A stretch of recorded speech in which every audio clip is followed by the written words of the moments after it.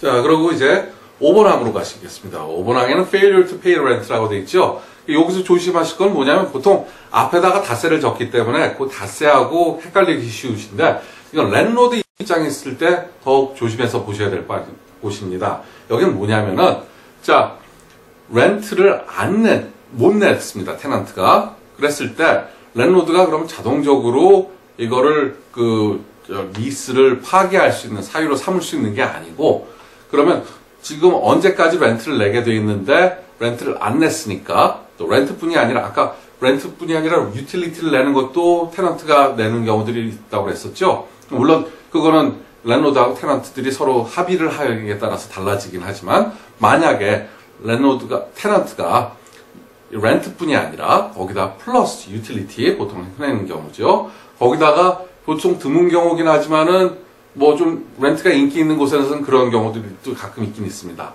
홈오너스 어소시에이션, HOAP까지 테넌트가 내는 경우도 있습니다. 그러면은 자, 그 중에서 어느 것 하나라도 지금 테넌트가 제때 내지 않았으면 랜로드는 바로 거기에 대해서 계약 위반이라고 얘기를 할 수 있는 게 아니고 아까의 그레이스 피리어드가 지났다고 하더라도 랜로드가 먼저 서면으로 지금 자, 아직 안 냈으니까 이거 빨리 내시오 하는 거를 적어도 닷새 기간을 줘야 돼 있습니다. 그래서 그게 지금 여기 나와 있는 말입니다. 그래서 만약에 그렇게 해서 첫 번째 그냥 렌트를 안 냈을 때가 기준이 아니고 그리고 나서 자, 가령 헷갈리지 않게 앞에서 7일을 적었다고 치십시다.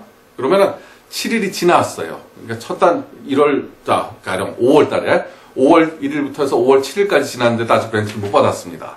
그러면 그날로 해서 리스를 끝낼 수 있는 게 아니고 그 다음에 리스를 아직 못 받았으니까 빨리 내라는 거를 통지를 서면으로 줘야 됩니다. 그게 얼만큼 기간을 줘야 되느냐? 적어도 닷새를 줘야 되게 되어 있습니다.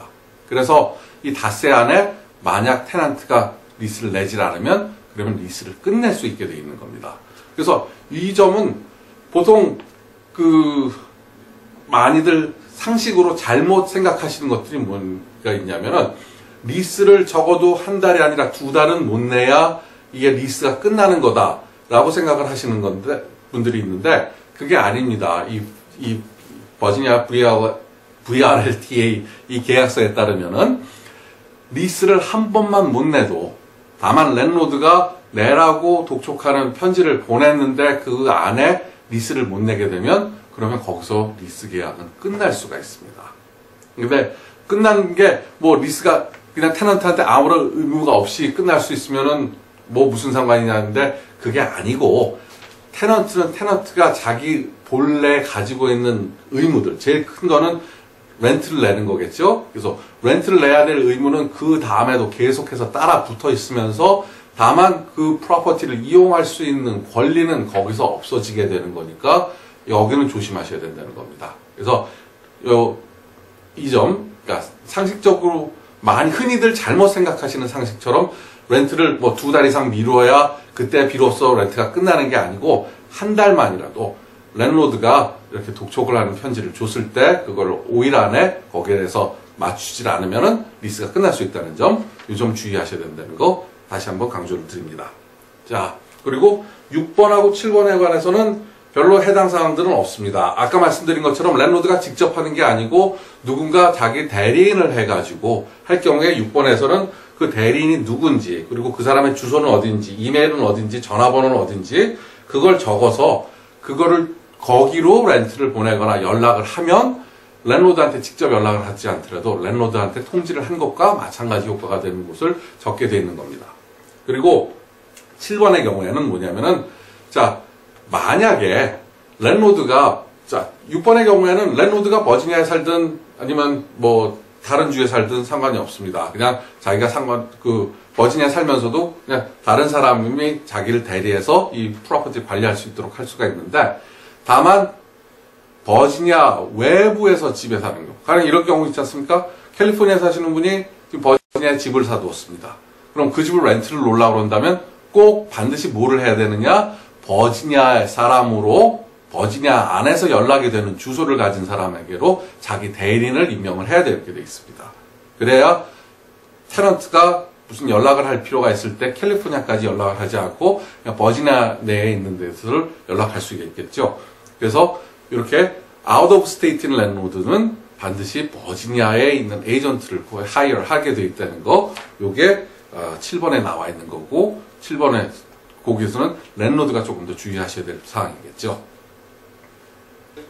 아티클 8, 8번 항으로 넘어가겠습니다. 8번 항에는 자, 우선 8번 항하고 9번 항하고 설명드리기 전에 잠깐 말씀을 드리면은 랜로드하고 테넌트가 맺는 이 리스 계약이 만약에 대부분의 경우에는 이게 랜로드는 집을 제공을 하고 테넌트는 거기서 사는데 이러한 의무들을 지켜야 된다는 식으로 구성이 되어 있기 때문에 대부분의 경우에 여기 리스 계약서의 대부분을 차지하는 거는 테넌트가 어떻게 해야 된다는 겁니다. 그리고 테넌트가 어떻게 하지 않으면 랜로드는 두 가지 방법이 있습니다. 하나는 이 조항 자체에 그 위반이 굉장히 클 경우에는 조항 자체에서 리스를 바로 끝낼 수 있는, 터미네이트 시킬 수 있는 권리를 주고 있습니다. 유지에서 보실 수 있는 것처럼. 그렇지 않은 경우에는 랜로드가 그거를 이게 계약의 위반임을 입증을 해가지고 그걸로 뭐 코트를 간다든지 그렇게 해야 비로소 이 리스를 끝낼 수 있는 경우들도 있습니다. 그래서 그 차이가 있는 게 지금 8번하고 9번인데요. 자, 8번의 경우에는 뭐에 관한 거냐면 truthfulness of rental application. 그러니까 렌터 어플리케이션을 낼 때에 거기에서 거짓말하지 말고 사실대로 해야 된다는 겁니다. 만약 그렇게 하지 않으면 뭐가 된다? 그러면 지금 여기에 나와 있는 것처럼 A, B, C, D 이 네 가지의 권리가 랜로드한테 있습니다. 첫 번째는 뭘 할 수 있냐면 terminate lease, 리스를 끝낼 수도 있고, 그다음에 B, hold tenant liable for any and all damage to the premise. 그러니까 그걸로 인해 가지고 그 프로퍼티에 무슨 손해를 입거나 데미지를 입은 게 있으면은 그거에 대해서 손해배상을 청구를 할 수가 있고, 또 거기다 책임을 물을 수가 있고, 그다음에 C, exercise all legal and equitable rights and remedies. 그러니까 법적으로 또 버지니아 같은 경우에는 나중에 또 설명할 기회가 있겠습니다만 equitable remedy라는 게 있습니다. 그러니까 법적으로 할 수 있는 거는 대개 손해배상이고, 그다음에 equitable remedy라는 거는 우리 많이 들어보셨겠지만 인정션이라든지, 또 그러니까 인정션이라는 건 뭘 하지 말도록 금지하는 거죠. 거기에 포함될 수 있는 거는 그 프로퍼티 접근 금지하는 거, 이제 거기서 더 살지 말라, 이빅트를 시킨다든가 하는 것들은 또 equitable remedy가 될 수가 있습니다. 또 다른 그 외에 다른 레미들을 또 신청을 할 수가 있다는 거. 그 다음에 D, recover reasonable attorney fee. 이게 큰 겁니다. 그래서 옛날 같은 경우에는 이게 일단 리스 계약이 되면, 전에 또 다시 말씀드릴 common law 리스의 경우에 대부분이 그런데, 거기에 대해서는 이 변호사 비용을 누가 내는지가 안 나와 있습니다. 그리고 대부분의 미국의 많은 주들이, 또 특히 버지니아 같은 경우에는 민사소송의 경우에는 각각의 소송의 비용에 대해서 본인이 책임지는 게 원칙입니다. 그리고 특별히 무슨 합의가 있어야지 상대방한테 자기의 변호사비를 청구를 할 수가 있습니다. 그래서 그 근거를 만들어주는 게 이 조항입니다. 그러니까 테넌트가 가령 리스를 하면서 자기 크레딧에 관해 가지고 나쁜 거를 좋게 얘기를 했다든지, 아니면은 사는 사람이 다른데 여기다 했다든지, 아니면은 목적, 그거는 이제 조금 이따 뉴스에서 가서 다시 한번 설명을 드리겠지만, 그래서 렌터 어플리케이션에서 냈었던 뭐 전에 주소라든가 하는 것들이 다 다를 경우에는, 그러면 랜로드는 이 A, B, C, D에 있는 방법으로 구제를 받을 수가 있다는 겁니다. 근데 여기서 A, B, C, D가 서로 선택적인 게 아니고 A와 B와 C와 D를 모두 할 수 있다는 거, 이것도 조심해야 되는 거니까, 랜로드, 테넌트의 경우에는 처음에 렌터 어플리케이션 하실 때 거기에 대해서 나중에 책 잡힐 수 있는 일들에 대해서는 정확하게, 처음부터 정확하게 기재를 하셔야지 결국에는 좋다는 거를 다시 한번 강조해서 말씀을 드립니다. 그리고 그 다음에 9번에 보시면은 이제 유스에 관한 부분인데, 유스라는 거는 이제 이 리스에 사는 집을 뭘로 쓰느냐인데, 제일 기본적인 거는 첫 번째 다시 한번 강조를 하고 있습니다. 싱글 패밀리 레지던스로만 쓸 수 있다. 그러니까 지금 가족들이 주거용으로만 쓸 수 있다는 겁니다. 그러니까 뭐가 안 됩니까? 그거를 뭐 커머셜용으로 쓴다든가 비즈니스를 한다든가 하는 걸로 쓸 수가 없다는 겁니다. 흔히 이거하고 관련해 가지고 많이 보게 되는 사례들이 뭐냐면은, 이거를 가지고 그냥 이 소위 서블리스라는 거죠. 방마다 나누어 가지고서는 다른 사람한테 리스를 한다든가, 아니면 자기가 살고 있지 않으면서 아예 무슨 그 숙박업 같은 걸로 하는데 사용을 한다든가, 이런 것들이 여기 해당이 되게 됩니다. 그렇게 되면 뭐가 되느냐? 그거는 리스 위반이 되니까, 리스 위반이 되면은 뒷페이지에 가서 보실 수 있는 것처럼 landlord has right to terminate lease 합니다. 그리고 특히 여기서 강조를 하고 있는 거는 별로 많이 해당은 되지는 않습니다만은 이 집안에서 무슨 마약 같은 거, 컨트롤 서브스턴스라고 부르죠. 이런 것들이 사용을 하게 되면은 거기에 대해서는 어떤 유예기간 주지를 않고 바로 너 나가라 할 수 있다는 거. 하지만 그 나가라 할 때도 라이팅으로 해야 된다는 겁니다. 그 대신에 라이팅을 하는데 당장 나가라고 할 수 있고, 그러면 당장 나가야 되는 겁니다. 그래서 특히 집안에서 이 컨트롤 서브스턴스 쓰는 거에 대해서, 즉 마약 같은 거 사용에 대해서는 미국 법이 굉장히 엄격하다는 거, 여기에 대해서 특히 여러 가지로 조심하셔야 된다는 거 한번 다시 강조를 드립니다. 그리고 그 다음에 여기다 하나 더 재밌는 건 뭐냐면은 그 렌털 어플리케이션에 그 처음에 이 집에서 살 사람이 누구인지 명단을 다 적게 돼 있습니다. 그러니까 가령 뭐 부부 또는 뭐 싱글 패런트인 경우에는 그 엄마든지 아빠든지 하고 자녀들하고 이렇게 이름들을 적게 돼 있는데, 그 이름을 적을 때 그 안에 해당되지 않는 사람에 대해서는 어떻게 하느냐? 여기 있는 것처럼 1년에 2주를 다 통틀어서, 그러니까 뭐 한 번에 하루고 뭐 이번에는 2주를 넘었다가 아니고 다 합해서 2주를 넘지 않는 기간 동안에 비짓하는 거는 괜찮게 되어 있습니다. 그러니까 뭐 가끔씩 뭐 2일, 3일씩 해가지고는 되지만 그걸 다 합해가지고 1년에 2주 이상을 살게 되면 그 사람도 거기 테넌트인 거가 되고, 그렇다면 테넌트인데 렌탈 어플리케이션에 없었으면 아까로 다시 돌아가가지고 처음부터 이 사람에 대해서는 얘기를 안 한 거니까 그거는 렌탈 어플리케이션에서 굉장히 여기 있는 것처럼 material하는 거, 중요한 사항에 대해서 지금 잘못 얘기를 한 거니까, 다르게 얘기를 한 거니까 그건 바로 렌트를 끝낼 수 있는 사유가 된다는 거. 이게 그 대부분의 경우에 그런 경우들 참 많습니다. 그 가족 중에서 일부만 거기에서 오래 살고 다른 사람들은 뭐 가끔씩 비지트를 하는 경우들, 이렇게 되는 경우들의 때에도 그 사람도 만약에 그 계속 가족 중에 일부가, 그러니까 가령 뭐 자녀들이 어디 다른 주에서 학교를 다닌다든가, 아니면 미국에 지금 여기서 사는 거는 뭐 엄마하고 그다음에 아이들 뿐이고 아빠는 가끔 온다든가, 또 뭐 반대로 아빠가 아이들하고 살고 있고 엄마는 뭐 한국에 있다가 가끔만 방문을 한다든가 할 경우에도 만약 그 기간이 2주를 넘게 된다면 안전하기 위해서는 처음부터 이걸 얘기를 해놓는 게 좋다는 겁니다. 그리고 그 다음에 10번에 가면은 이제 펫에 관한 건데, 여기도 마찬가지입니다. 이 펫에 관해서는 처음부터 보통 미국에서는 이 펫을 가족처럼 여기는 경우들이 많지만은,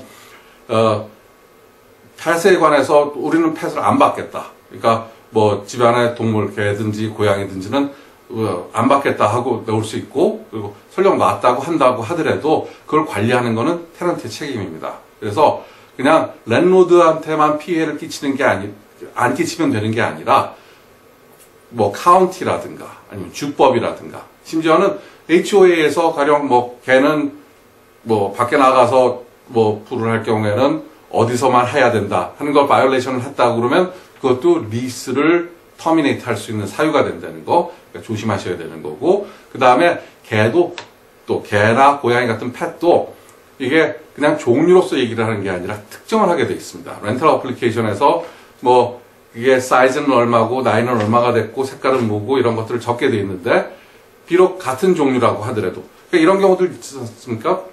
특히 콘도 같은 경우에 그런 게 많은데, 콘도 어소시에이션에서는 뭐 무게로 제한하는 경우들이 있습니다. 그러니까 펫 뭐 30파운드 이하의 펫은 오케이다, 또는 50파운드 이하의 펫은 오케이다.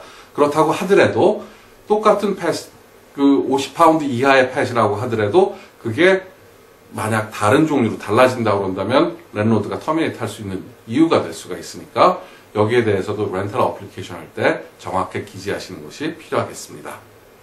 예, 이제 그 다음에 11번부터 다시 보시겠는데, 지금 조금 앞에서 자세히 설명했던 것들을 이제 조금 더 이제는 살짝 하면서 중요한 것들을 포인트를 집어보도록 하겠습니다. 우선 자 11번에 보면 Homeowners Association, Condo Association or Co-op이라는 거죠. 그래서 자 코압이라는 거는 뭐 다음 기회에서 다시 설명을 드리겠지만은 하여튼 이런 어소시에이션들이 있는 곳에 무브인을 할 경우에 여기서 중요한 점은 놓치기 쉬우신 점은 뭐냐면은 랜로드뿐이 아니라 테넌트도 그 어소시에이션에 따른 여러 가지 규제들을 다 맞춰 가야 된다는 거고 특히 그 중에서 하나가 뭐냐면은 두 번째 새로 시작하는 패러그래프에 있죠. 그 move in, move out 그리고 엘리베이터 fee가 테넌트한테 부담이라는 겁니다.